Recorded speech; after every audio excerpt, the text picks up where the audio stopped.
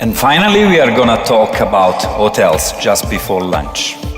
So let me introduce our host for the panel, starting with Michael Levie, Chief Operation Officer of citizenM Hotels. Then we have Giovanna Manzi, which is CEO of Best Western Italy. And Constantin Rehberg, Chief Digital Officer of Prizeotel. Here we are. Thank you. So let's start with an easy question, right? And let's say our panel is asking which brands are trying to steal the show in Europe. What you see? What's your opinion? You see something new coming out in the hotel business? Starting with Constantin. Yeah, I think we have a few brands like Yotel or citizenM or just the smaller ones which have really much focus on the guests, which are grown up really fast with high investments, and I think those brands are kind of steal the show. Which one, for example? Like Yotel, for example. Yotel. Yeah, I like them really much. I like citizenM, for example, really much. And then we have chains like Meininger from Berlin, for example, which are grown up really fast. Yeah, and those chains. Giovanna? I know this man since a long time now, and I know he wants me to say a brand, a name, but I don't. You don't? No. I would say three characteristics that, according to me, are essential for a company, hotel company, but not only an hotel company.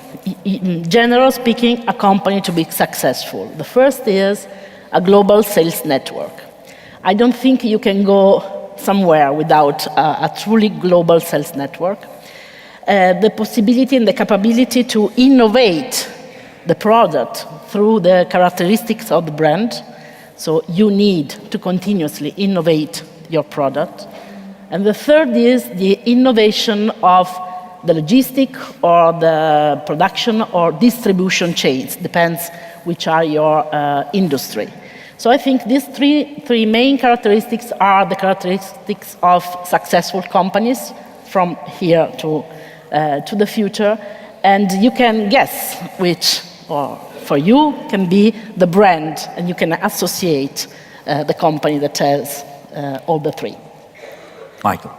Well, for me, I think that there's a couple of companies that are really focusing on a target audience. And I think that those are the ones that are gaining the most success at this point.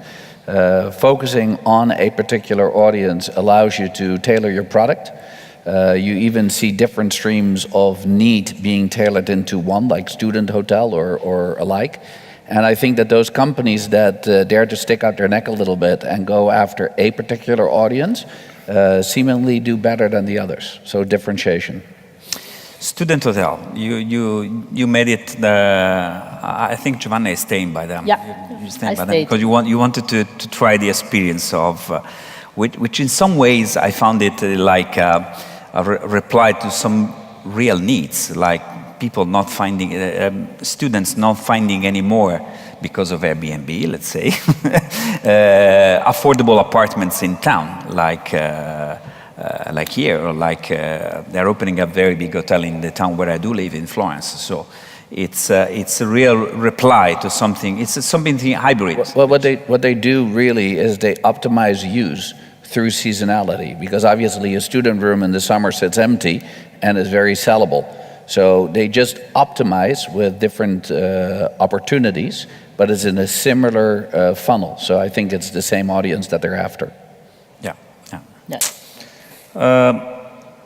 Constantin, your company is directly connected with one of the big brands, let's say, which is the Radisson Hotels Group, right? Right. Yeah. So you started as a private company, and then you were acquired. You have in 2016 to have acquired. Yes.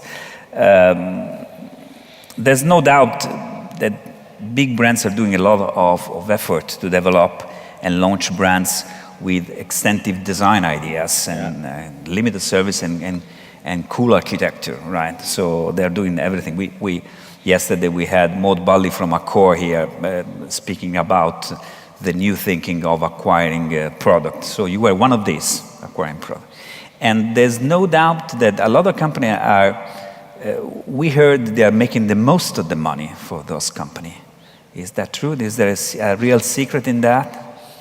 Yeah, first of all, it depends on the brand itself. That's for sure, I would say. But at the end of the day, you need to see, on the one hand, there's just the money for sure, but on the other hand, there's kind of new knowledge what kind of groups like Radisson try to achieve with takeovers like Prizeotel, like that.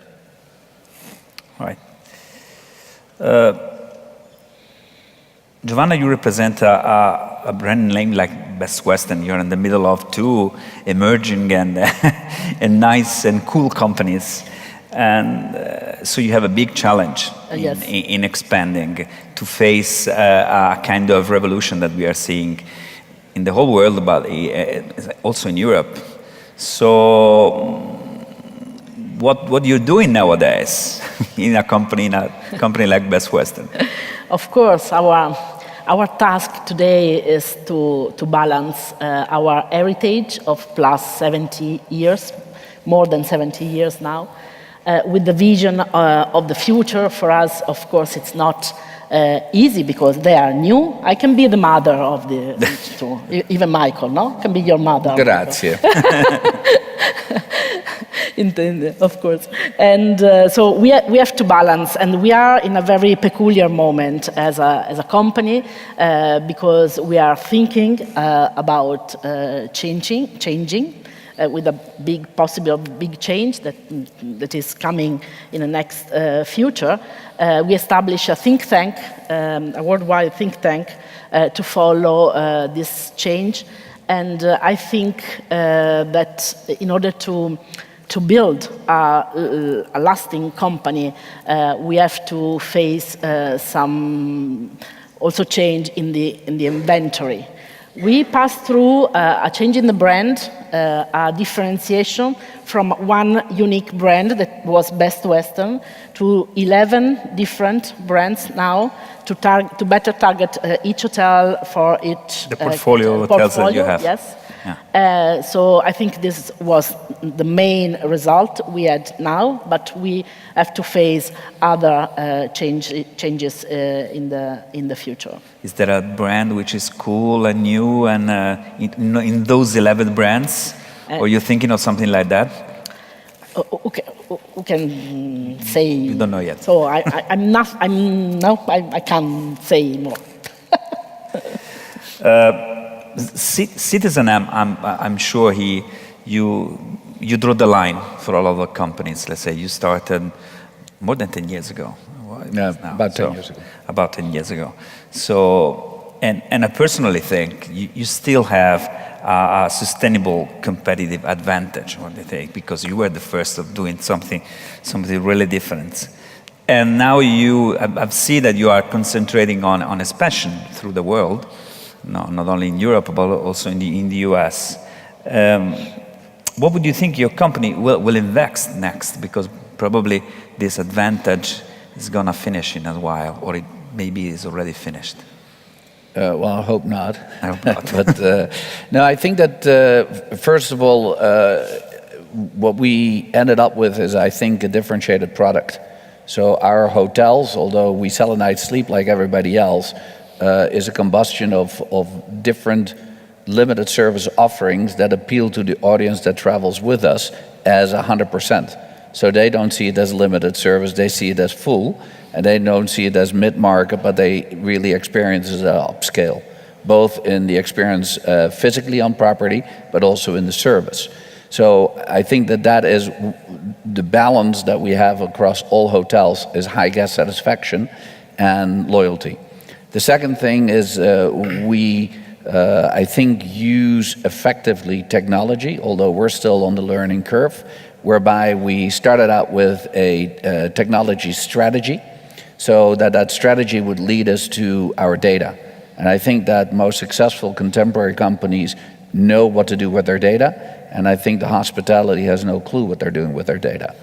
And if you see Hopper talking about AI and I see hotel executives talking about AI, those are two different worlds.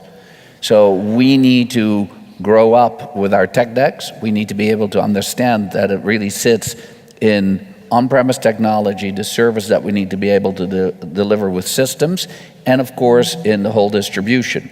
And that all comes out through digital. So we're trying to improve. I think we have a solid base, and there's definitely opportunity for us to continue, hopefully with an advantage there over the coming years.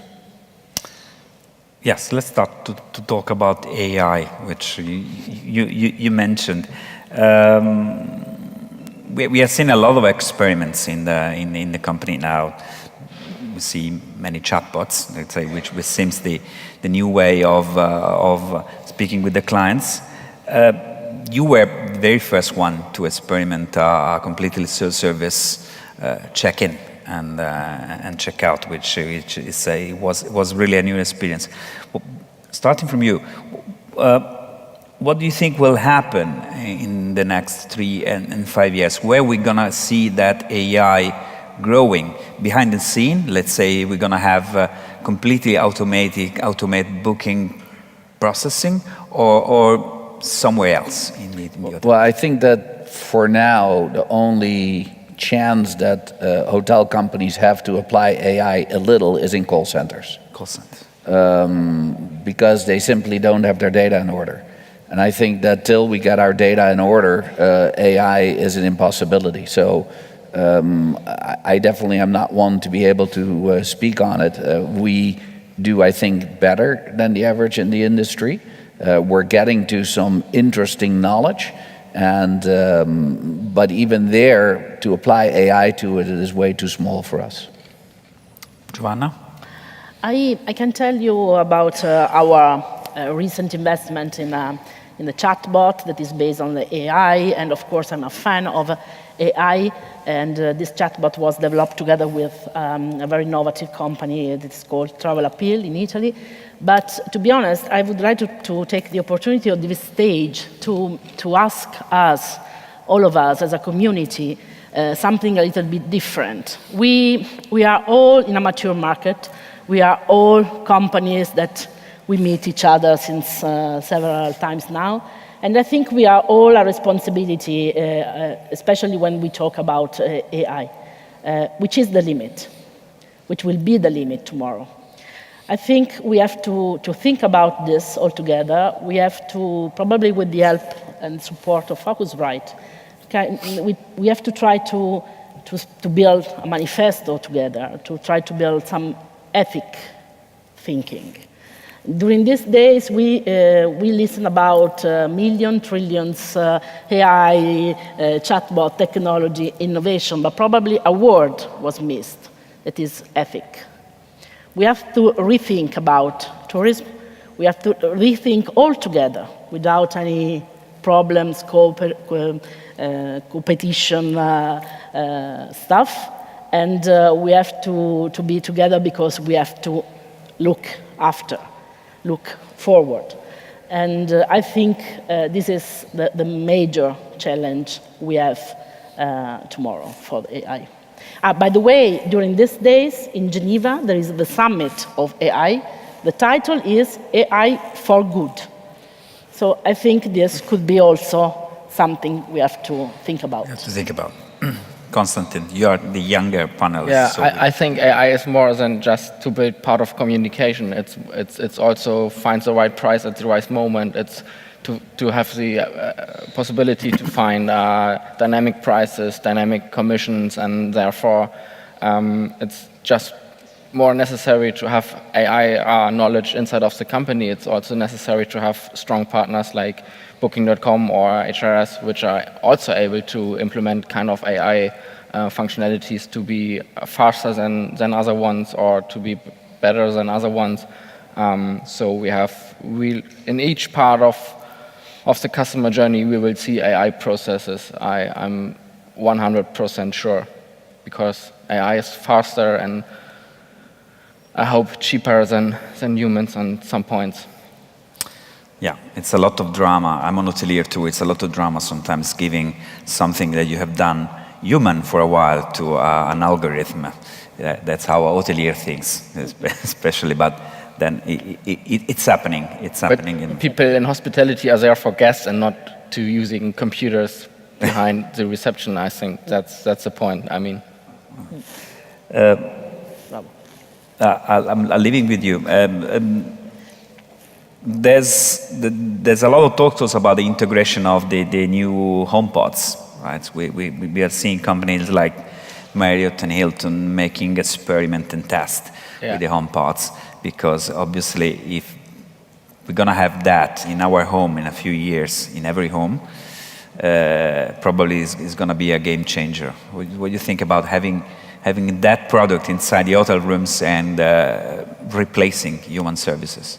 I think not in the next 5 years. So we have kind of experimentation, but I think that's more kind of PR stunt than to have really more better in cleaning or something like that.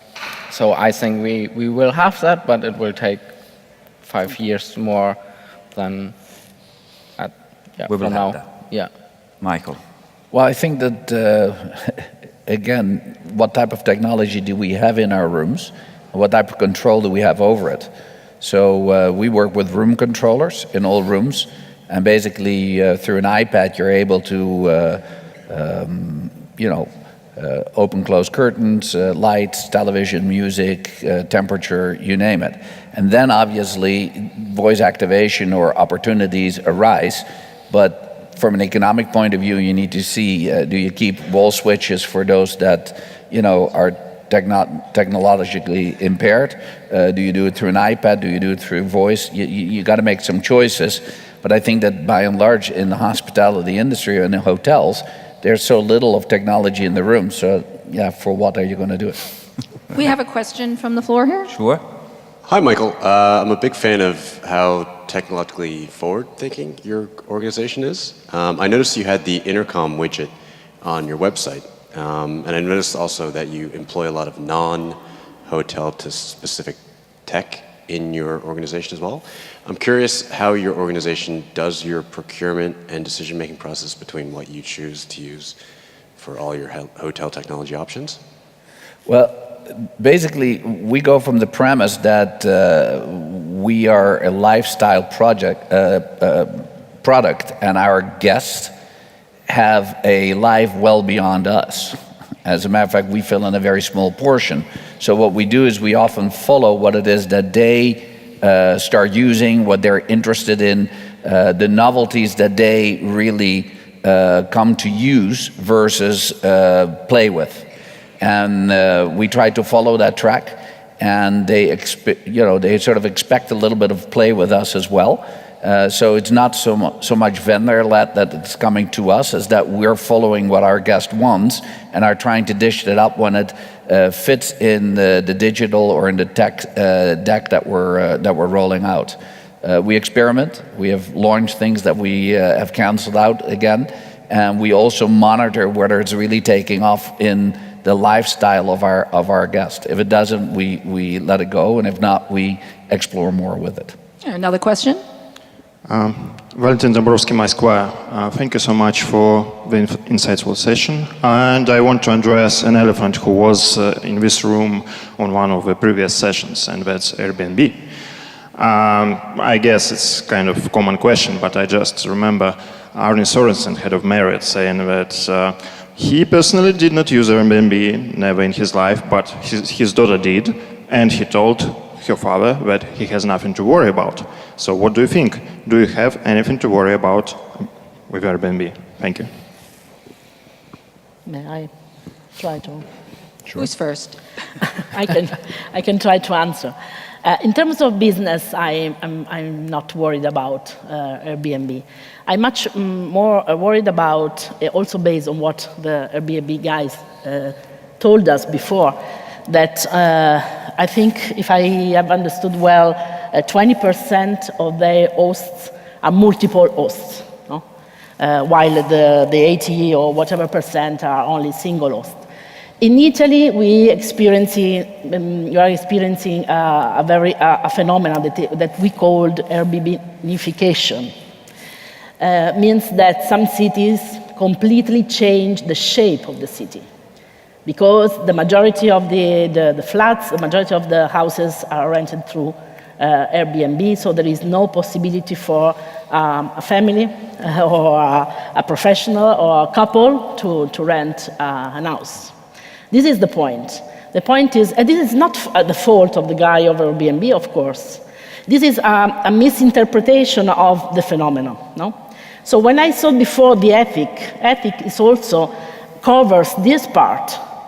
So Airbnb, for me, he said that the company is a responsible company. I believe in him. I believe that Airbnb is responsible. It's also responsible of the 20% of flats, rentals that belonging to a single company. In Rome, there is a company that owns 4,000 flats. So he has to take into consideration this, for me. So it's not because they are in the same space, not because they book Airbnb instead of Best Western. It's not. I don't care about this. I think the tourism is it's a very increasing industry. So there is space for everybody, but with the same rules, not without another kind of rules. So let's stay on Airbnb. I have a question for all three, very short. Are you selling your room through Airbnb, or will you sell it? Not at the moment, but I would. You would. Giovanna? Not at the moment, but we are where the customer are.